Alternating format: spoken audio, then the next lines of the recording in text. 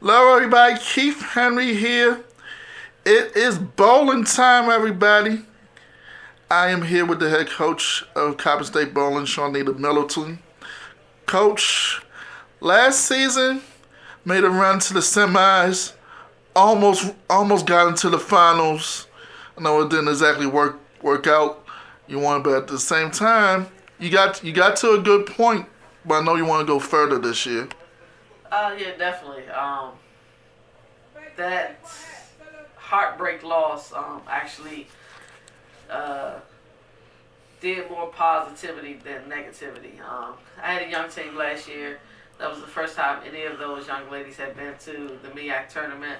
So it was just a learning process. But they were able to take that experience and just build on it. So I'm definitely excited about what we're looking forward to this season.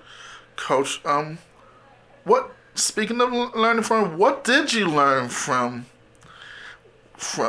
last season with those young folks? It was a challenge in the beginning. Definitely, there was an understanding of moving forward the buy-in process. You can't just buy in at a certain percentage. You got to buy in all the way. And I mean, you saw what we did, and that was them not at the true 110% where we wanted them to be. So, we went in the postseason, after season workouts, putting in that work. They've been working over the summer. We've been working in this preseason. So they're definitely ready. Not to mention with a chip on their shoulder, considering the preseason polls that came out. Coach, you got a couple new ones now. You getting some depth in there. That's gotta be encouraging. Oh yeah, definitely. It's nothing like having reinforcers, is what we call them, just to be able to, make a transition if we need to with someone else. So we're excited about that. The energy with this team has been awesome. And just what we're seeing in practice it's been great. Like myself and my coaching staff, we're definitely excited. And we'll see, this weekend when we head to our first tournament. And the new people, Coach. I'm talking about the new people. I know you got a couple new ones, so.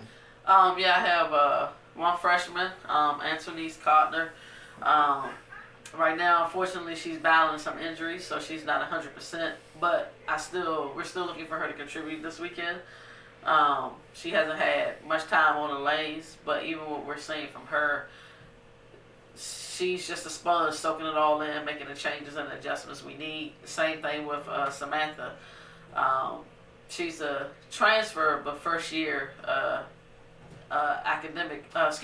athletic wise.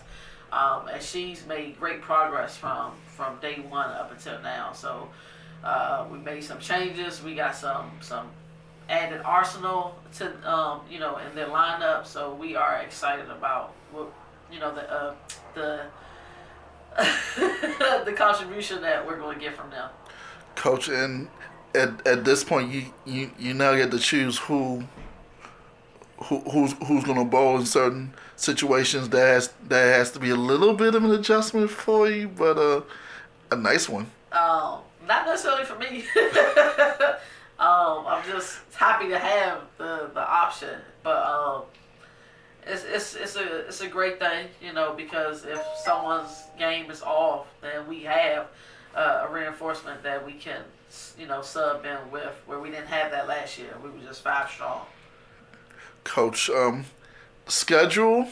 I know you might have added a couple. You added a couple more, Coach.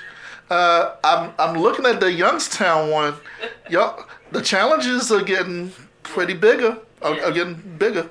Yeah, we definitely want to challenge our young ladies. That's at any tournament we go to is always going to be a challenge. But just making sure that they're not comfortable. I'm glad we were able to have the opportunity to get into that Youngstown's tournament that we'll be headed to next week. So it's definitely going to pose a different kind of experience for them early on in the season. So I think they're up for the challenge. After that, after that, you have your own tournament again, and you you got some tough ones in there. And it has to be again with the challenges, even at home. You want to amp it up a bit too. Yeah, it's never about I always build our schedule so we have a high percentage strength of schedule because we use these off tournaments to prepare us for our MEAC meets, our two MEAC meets that we have in November and then the second one in February. So we want to bring home some hardware from these tournaments as well. But if we fall short, we're looking at the experience that we take from it and the knowledge that we build on from it so that we can go into MEAC and dominate. Speaking of that, the MEAC always one of the toughest conferences in the country, especially bowling. And how do you approach going into it this year? The same way, like I said, we create our schedule, specifically with that in mind. So that when we get to the MEAC and we're bowling, we have 4 teams from the MEAC that's in the top 25. So in these tournaments that we're competing in, we're seeing the other top 21 to top 20 teams throughout these other tournaments. So the competition won't be something that's unfamiliar to them once we get to the MEAC meets. Coach, is it possible y'all can look at getting to the finals and possibly doing some beyond that? That's the goal, to position ourselves in a better position than we were last year coming into the MEACs. Like I said, they definitely have a chip on their shoulder. Just to be honest, they felt some kind of way when we were picked to finish 7th, which, once they got the news and I saw the reaction as a coach, I was excited because I was like, yeah, here comes the grit, here comes the hunger, and we just went to work. And the ones that are already here, Victoria, a couple more, Coach, talk about how their experience is going to help this year. So last year, that team was fairly young, 3 freshmen, 2 sophomores, and like I mentioned, that was the first time any 5 of them have went to the MEAC tournament. So just that experience in itself, they've already stepped up and they've created this culture so that any new bowlers coming in, they understand, what we're working towards, no nonsense, we're about work. Yes, we like to have fun, but at the same time, there has to be a level of focus and a level of buy-in that's expected from them as players, from their teammates, as well as the coaches. And they just make that known. So, Coach, I want to talk about the tournament here. You have folks that love to come and support them. Talk to them and how important it is to have that support. If you haven't been, we have I think this is about our 4th year, CSU Lady Eagles Invitational. This will be the 2nd year that we have a full field of 16 teams. We actually had to have a waiting list this year, so excited about growth in the future. But we definitely want to get you out. November 15th and November 16th at AMF Woodlawn Lanes. We'll be out there competing Saturday from around 10 a.m. to 5 p.m. and then Sunday around 9 a.m. till about 2 p.m.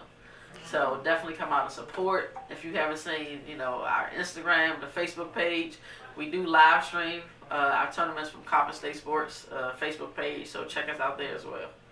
Every single one of them starting with this weekend. That's right. You hear or you see a head coach of Coppin State Bowling, Shaunita Middleton. Thank you so much, and I'll see you on the lanes.